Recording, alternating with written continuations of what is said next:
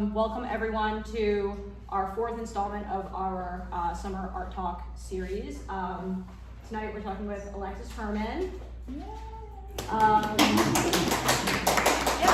just so people know the format for the evening, I'm going to start by asking Alexis a couple of more structured questions, but then we really invite audience participation. So I'll sort of look to you guys and just raise your hand, and because often we found that you guys ask questions that are more interesting than maybe it was something I would ask, or even just something we haven't discussed before or thought about. So without further ado, I want to introduce Alexis Herman. All of Alexis's pieces are on the wall behind us. I feel very lucky that we just brought this piece in this morning, so this is the first time we've had a piece in this series at the gallery. But you can see that we have a real range of sizes and color palettes that Alexis has been working on. So Alexis has a BFA from RIT and an MBA from Stern School of Business, and her focus is on the seascape. So I think how we're going to start is discussing the seascape a little bit. So in art history, the seascape is a classic, one of the classic pillars, the landscape, the still life, the portrait. And if people know my gallery, you guys know I like things that are a little quirky. I like a twist. So what really attracted me to Alexis's work is the elimination of the shoreline in your pieces, because I think the default vantage point for paintings of seascapes is this voyeuristic, you're looking at the shoreline, you're looking at people looking at the water. So yeah, I think that's a cool place to start. Why no shoreline? Well, first of all, thank you for having me, and thank you everybody for coming out. I think we're all in this area because we're connected to the water, and my connection to the water is just, I feel like I'd be lost without it. And I think that it is the water that is that main experience for me. As a surfer, you spend so much time in the water, paddling out, looking at the water, seeing the quality of it, and it influenced these paintings. There have been so many times when you're paddling out and there's a wave, there's a set coming in, it's on the outside, it's I really just want to stay right here because this is just mesmerizing and beautiful. It goes straight to my soul, even though I'm going to get slammed in a minute from now. But you have these moments where it's just overwhelmingly beautiful. And the water for me has always been a place that, when I'm looking at people in my family, and yeah, we get it, it's just good for my soul. And I have different situations. One of the reasons I paint very tranquil water, which it's not always tranquil, is in my family, which is my neurodiverse son and I, and we struggle sometimes, we struggle, many times. And I struggle to understand him, and he struggles with a lot of stuff that I have that he could probably tell you all about. And we both find respite in the water.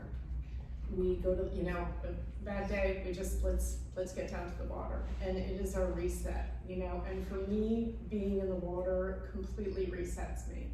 And, it's so many things about it. It is the overwhelming beauty of it. It is the time that we take to be a part of it. It is the submersion in it that just, it's that pressure, it's a weighted blanket, it's the, we're made of water, we come from water. It's just so many different things, but it has always been the place where I feel like I belong. And I wanted to capture that in my work. And I wanted to be able to solidify that feeling. When I look at these, I remember that day, and I get to hold on to that time and hold on to that feeling. And, and it's nice to share that if other people get that too. Well, that's interesting that you say that, because the new paintings are literally named for the day and time that the ocean was behaving like in the way that you're painting. Yes, yes. So like this one right here was June 4th, and it was 8:17 p.m. Yeah. 8:17 p.m. and my son and I were up actually at Sandy Hook, and we were just enjoying the beauty of it. And he was actually taking sticks. So we both enjoy the water in different ways. I am surfing, and he likes the impact of water. Like he'll take a beach chair to the beach, place it at the edge of the surf, and just be so happy to watch waves crash into it. No sitting in the beach chair, you know, it's just like, how far can it be manipulated before it flows away? So he took a bunch of sticks and put them up, which he's done many times, and the waves come through it, the foam comes through it, and then drapes up and then goes back down, and it actually forms a line of in the foam from the sticks, and it's like his own art, you know. But it was just like he was at peace, happy with experiencing the water. I was at peace, happy experiencing the water, and I get to carry that day with me, you know. So that's the beauty of that, you know. And some of these, like starting with this one, but this one over here, should I talk about the? Yeah. So just so people like have a little bit of context, the pieces on the wall. The piece over here that's on the far end, that's June 4th, 8:17 p.m. is part of a new series Alexis is working on called Sanctification. And then so is this piece that's behind me. Right. So I'm gonna show this video here. So I have started sanctifying my paintings in the ocean. I don't know if you Wow. Some people are like, what? Well, can you explain for people maybe like aren't familiar with what that means? We're dipping the paintings actually in the ocean. So I'm just.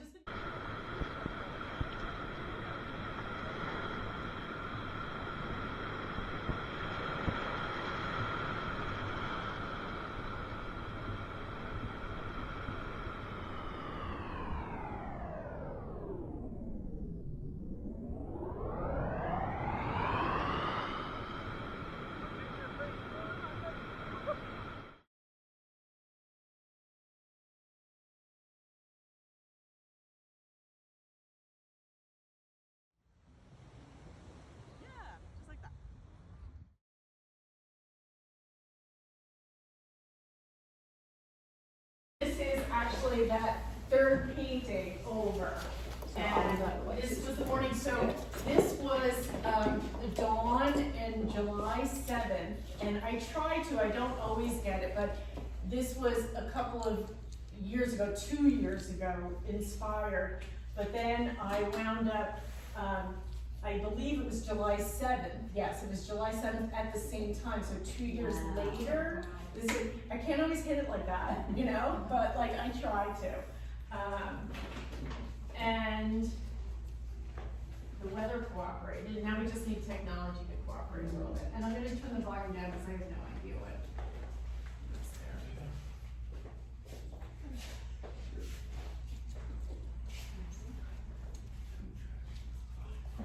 there. Yeah, it was a stunning day. Feel free to stand up. Where is this? So this was in Bradley Beach, and these are, you'll see, so these were my neighbors. I happened to be having dinner with them the day before, and I'm like, would you come wake up at, 5:30 in the morning and come dinner with me? So this on the back is, I'll just watch this and I'll explain that a little bit. So these are all the people that have serendipitously become involved in this process, and I'll talk about that a little bit too. So on the back, when you saw, this is where I'm not going to be. Alexa, should I show the back of the painting? Sure. Oh, all right. All right, folks, don't do this at home. Unless you buy it, and you can on it. But this is the back of the painting.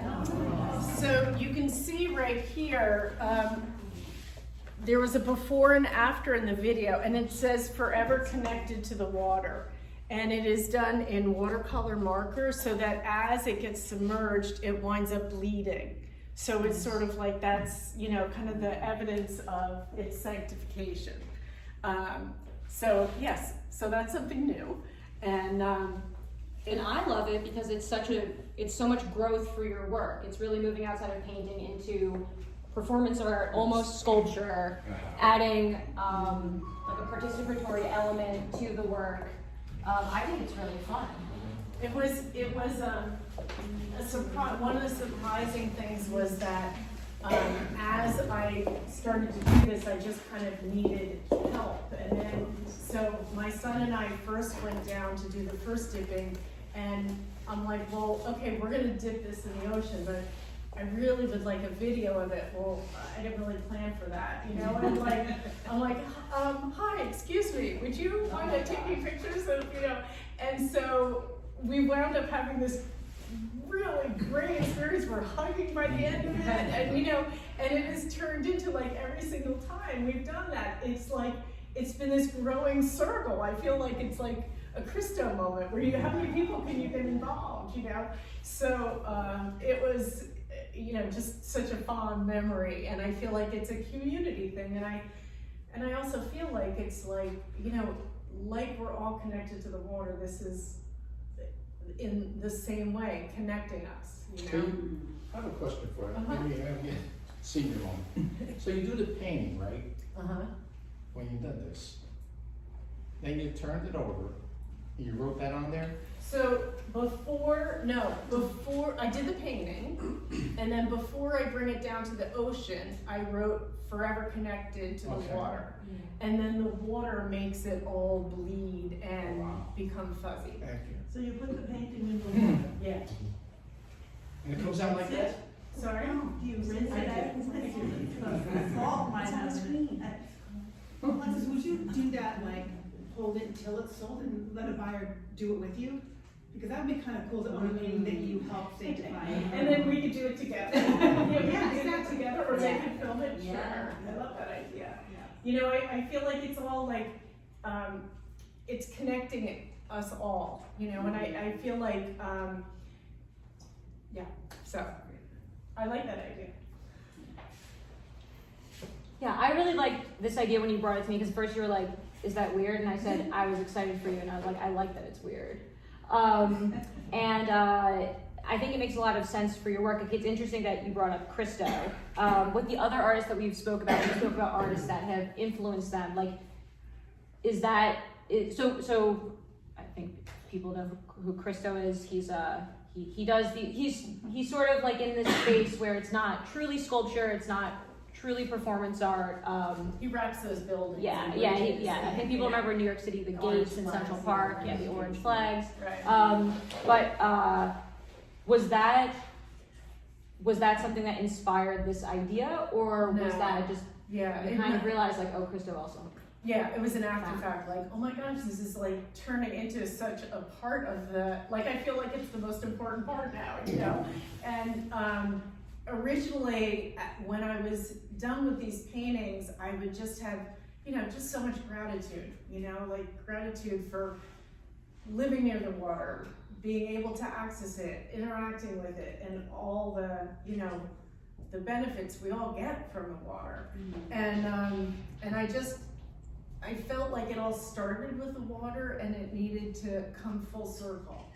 And I also feel like it's, in surfing, there's some people that like thank the wave by, you know, turning around and like bowing to the wave. It's sort of like the painting version of, you know, of that. Like it's like, you know, thank you, here you go, this is what I did with your inspiration. And it also, I think, connects the water to its connects the painting to its next journey, hopefully. You know, literally with the water, you know. So I think I'm gonna continue doing it no matter what. Like, So I do want to open up for questions. Judy has a question. I think it is like performance art in my mind, except there's, it doesn't end, there's a permanence to it, whereas the Christos end. I also think there's a big healing part of this, and it's very beautiful. I can see it being very healing. gratitude part, actually emotional healing, even physical healing. The one that I first did, the first one that I did with my son, there was a mom and her daughter who was, you know, young 20s, maybe older teens, that I asked them if they would help. And, you know, we had a wonderful time, and, you know, we're hugging by the end of it. And then later, being in touch with her, she said, you know, my daughter was having a really bad day, and that really changed her day, you know. You know, it also suggests baptism. So this is July 7th. Do you pick dates like it's 7/7? Is there a reason? No, but I like that. My husband's big in numbers, and so he would definitely like 7/7 or 7/9, like 7/9 or special ones. And I love that they're also very tranquil and peaceful, but they're also slightly ominous, like you never know what's lurking. I swim in the ocean, and sometimes, you know, you see the waves, and then all of a sudden, if you think too much, you're like, there's nothing else underneath, you know. Yeah, so you're an ocean swimmer. Yes, yeah, Right. yeah. I feel like that's like. And you know, when you see these pictures, these paintings, you realize that's what it's like when you're out in the ocean, and sometimes you don't see the shore, and you're out there just swimming, and that's all you see is just little waves. Right, right. Yeah, they're beautiful, they really are. I love the sunset or the sunrise. I go down to the ocean every day. I swim in the South End pool, which is filled with ocean water, so I feel like I get baptized every day. But then I go down in the morning and walk my dogs, and I take a picture almost every day because it's beautiful every day. Right, you don't get tired of it, Yeah, every right? day is different too, yeah. These are all the Jersey Shore?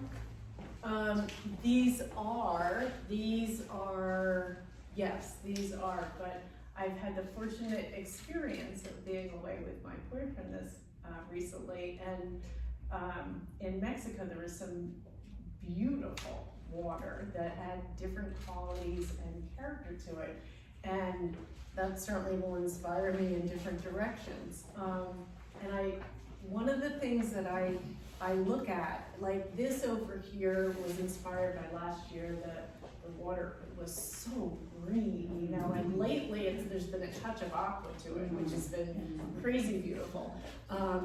But the water qualities and looks around the world are different, you know, and I like to think of these kind of as like intimate water portraits, and like we have different skin colors around the world, we have different water colors around the world, and they're all connected, you know, all the water is connected. So, once again, coming back to that connection. Question, Sure. how old is your son? He's 15. Okay.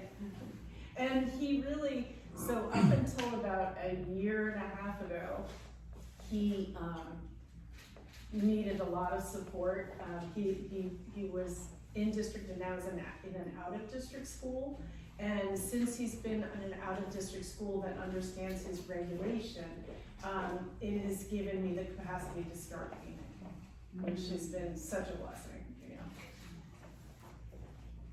Yeah, how long have you been painting? I have a couple So, questions. I mean, yeah, I've been painting since I was a kid, but this is the first time that I've been able to really delve into being able to develop my work. So it's just more or less recent? Yeah. Okay, because I was gonna ask what subjects you did prior to the war. Right, it's interesting, I have some paintings, that my parents downsized their house a number of years ago, and I looked at those recently, and I think they were my very first paintings, and they all have water in them. Yeah, your work has always had, but even water in it, but even like 10 years ago, you still had like a shoreline. Like they were a much more like traditional seascape. So I'm always really excited when I see an artist continue to explore like the same idea, but kind of have a breakthrough. And then that's what I really thought was special about your work was this idea of like surrender and immersion in the water, even with wrapping the sides of the canvases. I love this idea that like no matter what angle you're looking at the pieces, you are in the water. Yeah, I paint the sides of the canvas because I want you to experience it as soon as possible. Like I don't want a frame to have to be your doorway into the painting, you know, you just kind of, you're right there. What I find interesting about this one, it's about the width of a surfboard. Oh, yeah. You know, it's like. It's like you a take it beater with board. you. Yeah. Do you take the photograph first, or do you just paint from? No, so initially I looked at photographs, but I, for the most part, make up the waves. And some flow nice and easy, and it's like, okay, this is, you know, it's almost like the painting tells you what it wants to be, you know, kind of thing. But then there are some that I struggle through, and I'm like, I think I've moved those waves 5 times. You know, like we keep changing the composition, and some of it comes down to, you know, you want your eye to flow in a certain balance in a certain focal area, and so I consider composition, even though it is the same subject matter moving through the image. Is there something that you use with oil that makes it just so silky for those soft gradients? A lot of brush strokes. Just brush strokes, that's it. You don't use the medium? Linseed oil? Other than linseed oil, but yeah, a medium based on linseed oil.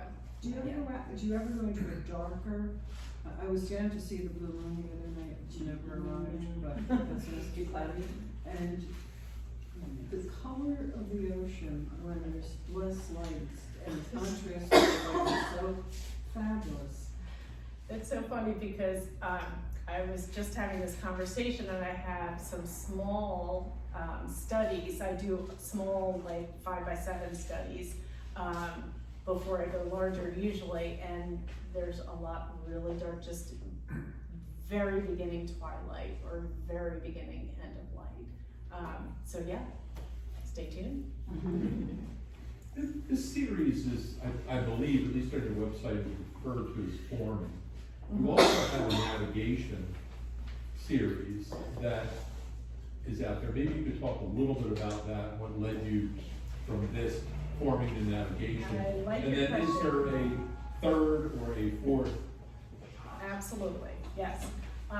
So the forming series was just me connecting to that water, connecting to the water, and as I start developing my work, I have at times felt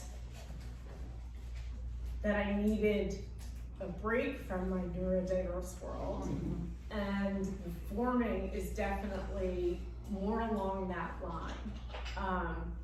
As I continue to feel like I'm processing more through my art, I will start, I've been kind of thinking about developing sketching on the navigation series. The navigation series for me, I'm gonna start leaning into the conversation of neurodiversity and water as a regulation and calming aspect in my life and many people's lives, whether you have neurodiversity or whatever.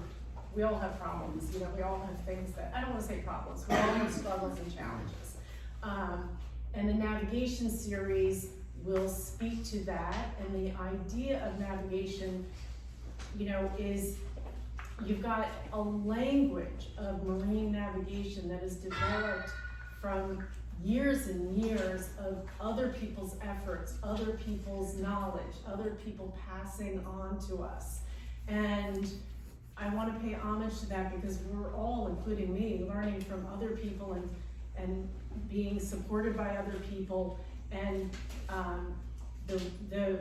the water that's going to be portrayed in that series is still going to be that calming aspect of I found my home and I found my peace.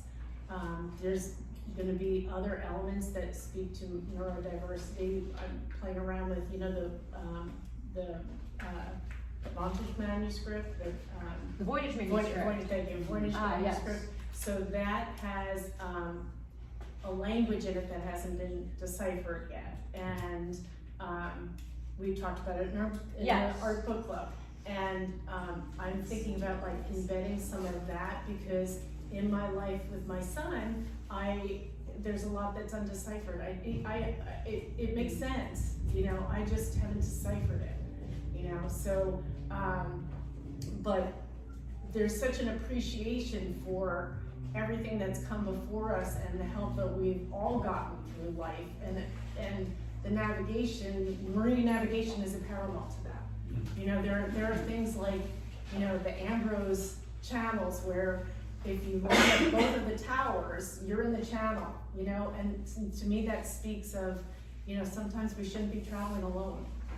You know, there's racing where there's a start-finish pin, and I sail also, and that pin has start-finish on it, and I would love to capture that because it's about the journey. We're gonna do this race, but we're gonna wind up in the same place that we started, you know? So in that way, that's just a journey, you know?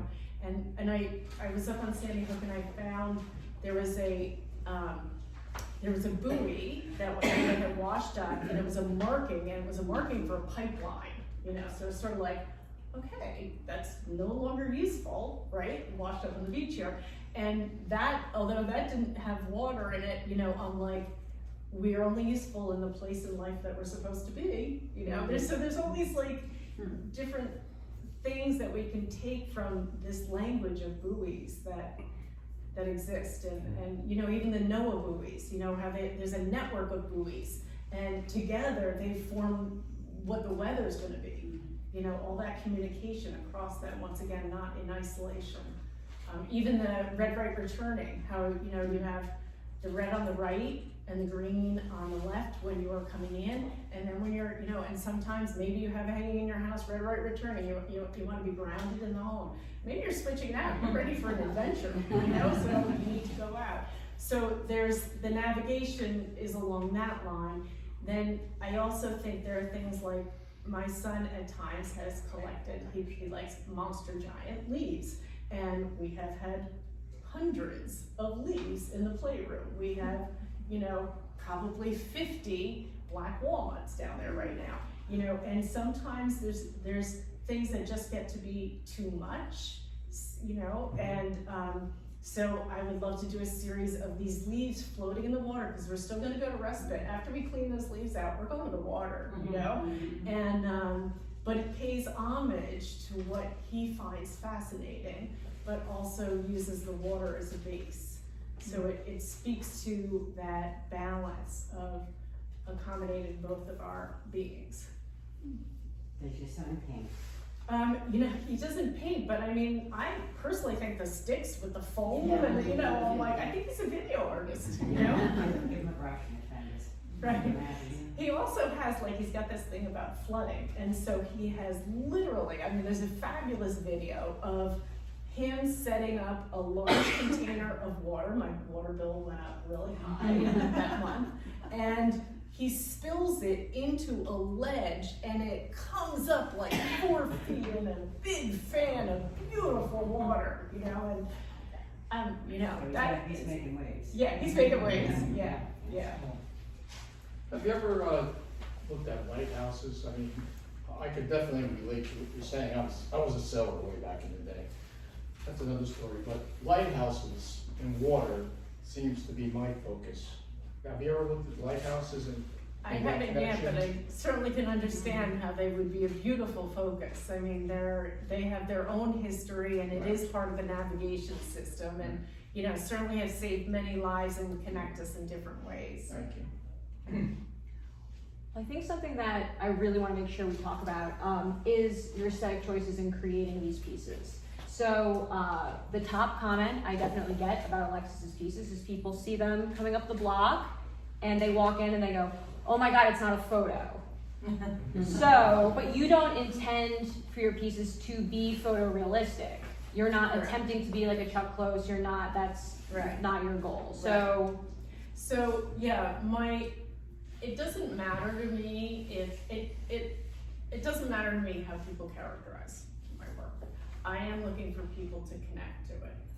You know, if they want to call it photorealistic, I have heard people say it kind of like is reminiscent of photorealism, but it's also a little surreal. You know, I because- think they feel very surreal. Like when we first met, that was what I liked about the pieces. Because, Yeah. you know, as there have been moments that the water is this smooth and this like this, it's certainly not all the time. But this is that overwhelming connection that, you know, I'm like, I just want to hold on to. You have seen it, right? You've been out for that wave and you're like, I better paddle, but I don't want it. This is just gorgeous right now. You know? And also the idea of like surrealism draws on like our subconscious and like dreams, and I do think that's really interesting too. After the photorealism comment, I would say the second most common comment about your work is people will come in and say like, oh my god, like they're so calming, like there's such a good energy. Or people come in and say like, they'll kind of talk to me about their day, which is interesting. I should charge them for the time. But they'll be like, you know, I was having like a difficult day, and like now I feel like a calm. And then I have worked around these paintings a lot, and I'll tell you that absolutely, they definitely get into your subconscious, which is where. I feel like, and the same thing happens for me too. You know, I mean, and that's the point. You know, bring one of these home, you can lower your heart rate, right? You know? Yeah. There is a book called Blue Mind, and if anybody is a water person and you've read it, you know, like, it talks about the neuroscience behind like why we can be so connected to the water. And it does all of those things, you know, and it all makes sense. But for me, it also is, you know, I definitely have overwhelming gratitude for the water, and I feel like, you know, there's something larger than ourselves, you know, and we're all connected, and all of that comes through in the water. And I know, you know, if some people go to whatever religious service they go to, amongst, you know, a lot of people in the water, it's like, where are you going? I'm going to St. Wave, you know, like that's the expression, St. Wave, you know. So. Do you have the same connection to rivers and lakes, or not really? So, you know, where we grew up, we had a creek on our property, and I think that was part of it, but I think the submergence in the water really is, you know, it's like, just feels so good. It almost feels like at this juncture is where you are in the water and about to put your board down, or you put your board down and now you're gonna paddle out because it's calm. You're like, now's the time to break. Yeah, Right. It's right that place where you want to enter it. Right.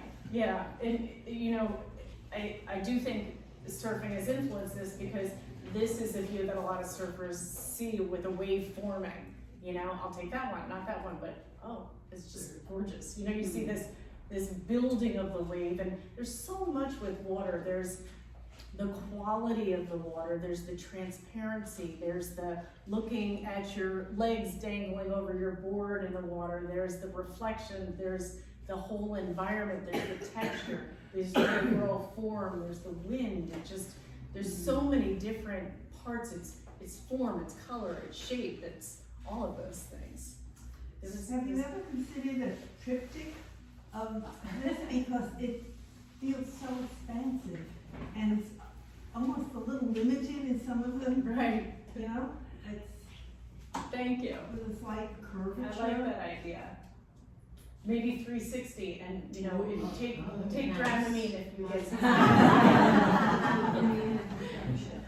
I have painted where I've had. You need a round room. Yeah, I've had paintings on both sides of the wall, or all, you know, kind of all four, and I'm like, okay, I definitely feel like I surfed this morning, you know. So this has been a journey, this talk. The first thing that I thought when I saw you putting the painting in the water is what courage this woman has. I thought it was truly courageous to take something that you've worked hard on and is very beautiful and submerge it. So that was the first thing that I felt. When I walked in and I saw the first painting, I thought, Sargasso Sea. Now, I have been a surfer. I was a surfer Leslie, and I surfed a lot. And, my age prevents me from getting on the board and paddling out. So I've taken to cruising, and I've cruised a lot around the world. I've seen so many different seas and different kinds of water, and I've been in tempests, and I've been in what feel like would be the doldrums. Nothing moves. That's what your work conveys. You know, it is this journey of water, and the one thing that we haven't mentioned yet is that life on this planet would not exist without water. So it's beautiful, you know, on so many levels. This is a story that, you know, is transcendent. And belongs to all of us. And it belongs to all of us. We wouldn't be here without it. I mean, some people, you know, when I say something about, you know, being cranky, needing to get in the water, and I you know, I just explain I'm just a little less evolved than those people. You know?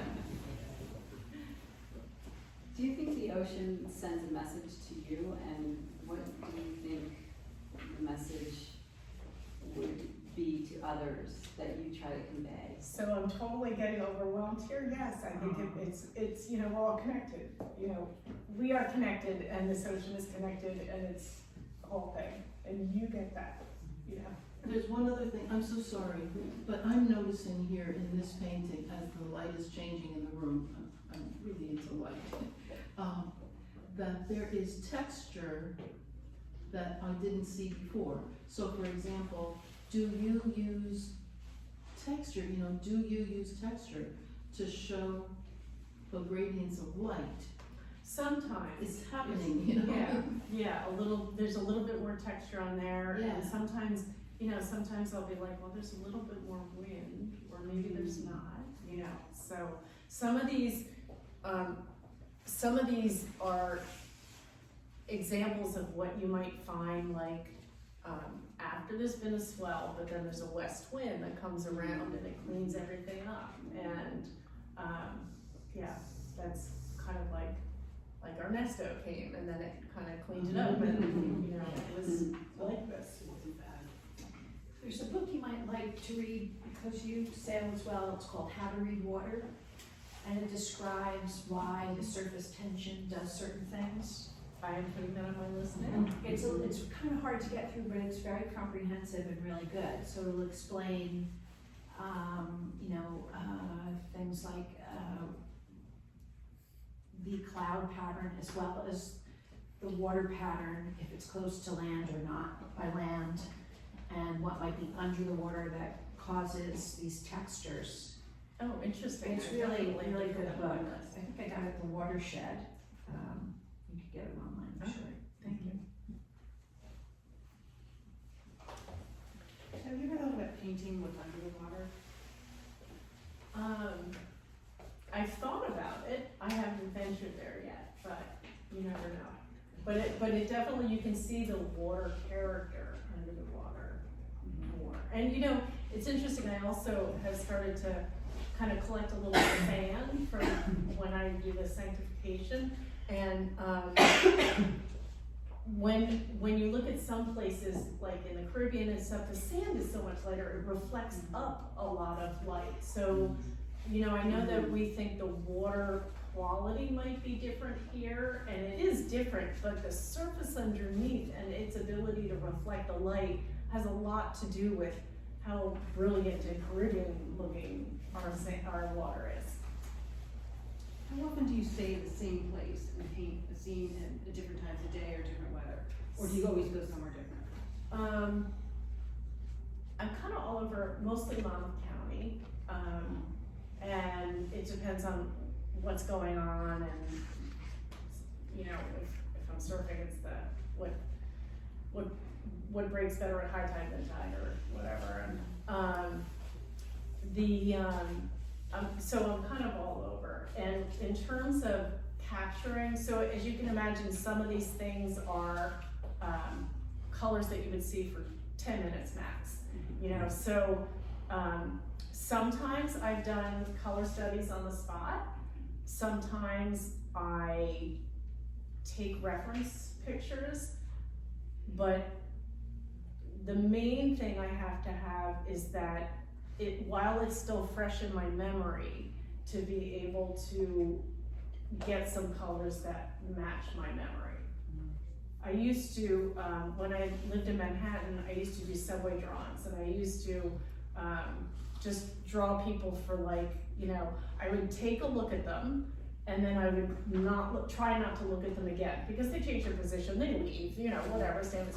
So I have all these drawings, but it's like that. It's sort of like solidify this, and then just find enough time to get it down, like, it's kind of like taking notes. But I would say something that I really love about your pieces, and what does separate them, I think, from like a lot of people do seascapes. That's how we started out. Like the seascape is like a pillar of art. Is this idea that they're not necessarily tied to a location. Like we have people come in from all over the country. We have people actually come visit, especially in the summer, from all over the world. And people can still relate to the ocean. So that's one of the things I think is it like harkens back to like the archetype of the ocean and this like subconscious thing versus being, you said it's like a portrait of the water, but there's a universality to it that I think is really important. Like I really like that they're not recognizable or meant to be. And the water is the star. Right, the water, right. It's about the water, and our connection to it, so. Okay, so then I would love to get into some of your studio practice, because this is our 4th artist talk, so we've kind of talked with 3 other painters about how they approach a painting. You plan much more than the other painters we've spoken to, so I would love if you could kind of share like how you work through creating a painting. So it starts with the experience, right? To be, just want to be further connected and solidify that experience in my mind. So, June 4th. And I will then usually do the color study. And it is a small canvas, and it is not necessarily accurate waves, but it is the sky, the reflection, and the water. And once I have that, then I'll bring it up to a large scale. At times, if I'm just struggling with something or in a mental space where I feel like I just need a little bit of more support, I'll do a monochromatic underpainting, which is basically not introducing color, but just one color and lay it out. And that helps with composition, that kind of gets you going. And I've done some with that, and then sometimes I just go top to bottom and start painting, and as I said, sometimes it really flows, and sometimes I struggle, and I sometimes I move the water around quite a bit, so it really depends. But I think there's just a knowledge, like I'm not necessarily looking for accuracy, and there's some things that actually I don't want to share, but they're not accurate about the water and the way it works, but that's okay, because it gets that connection, because it's a feeling that I want to communicate. And the they're not meant to be photorealistic. Right. And sometimes I'll just be working on the waves, and I'm like, no, it wouldn't work like that. Like I do have a mental synthesis of, okay, it's gonna do this, this is what kind of form it is. If it has this kind of form, and the light is over here, it's gonna do this. So you mentally figure out and then tweak with it. And then when you see something that's right, you're like, yeah, that's it. And then when you see something that's wrong, you're repainting it. Do you use photographs? I might use a photograph to support mostly the color and the study, but not so much on the waves itself. Sometimes I'll find myself wanting to create like a slightly different form in my waves, and I'll look at more photographs, but I won't use a photograph. I'll be like, what is it that I'm looking for? And a little bit more, depth to the flatness of the top of the wave, And so I'll look at some pictures that more have that, but it might be the wrong texture, and it might be a windy day, you know, I'm just looking for different shapes that I'm trying to understand what I'm wanting to do. It's just helping to inform. I noticed no crest. No, what breaking No wave. wave. Yeah. No way. Yes, this is all right before, and you know, it's part of it is like, it's at the apex of a wave before it crests and breaks, so it's sort of like, I know this, I don't know how this is gonna sound, but it's sort of like, it's at the moment in a point in time where like, all the past and the past influences and the storms and our lives and everything have brought us here, you know, and the future is gonna change, you know, but this is the moment. It is, in that way, it's like, part of this is like being in the present moment, appreciation for the past, but hope for the future and its beauty. I know that might be, you know, way over, but that's what it, you know, that's what it means to me. I like when it's way over. Right. I like when it gets weird and sort of out there. I'd also say another thing that I really love about your pieces, Alexis, is like this summer we have a lot of pieces at the gallery that have a sculptural component. Obviously this piece has the performance aspect, which is beyond the piece, yeah, the fact that water is very much the opposite of when we think about like a stone sculpture or something, like the permanence of that. But there is like a real, like a sculptural quality to your waves and to the water, and this idea of like, it's this moment that is ephemeral, but yeah, there's like a solidness to it. And the experience of being out there is, and then it's moving. Right. You know? And I do think it's like a visceral thing, but it's also emotive. You know, it's like somehow just hopefully gets into your soul. When you do the monochrome, is it blue? Sometimes I've done different ones. You know, I've done burnt sienna, I've done blue, I've done all sorts of different ones. So I feel like it changes depending on either what I want to do or just how I'm feeling. There's not a set way. I haven't like mastered a formula, you know. Good question in the back. I just wanted to say that I'm thrilled to be here. I love artwork. Unfortunately, I have to speak out because I have a dinner appointment, but I didn't want to dare do it and make you think that I wasn't interested. Thank you. You're so nice. It's beautiful, and I'm gonna come back tomorrow and spend more time looking at it. Thank you. I just came in like, I didn't know the whole room was gonna be full. I told people we've had full houses for all of the artist talks. I'm thrilled. I think people think I'm Thank you so making that much. up. I don't know. Yes, Thank you. It's Yeah. beautiful. And if anybody else needs to leave, I It's understand. beautiful. It's really beautiful. Thank Thank you. you. Thank you.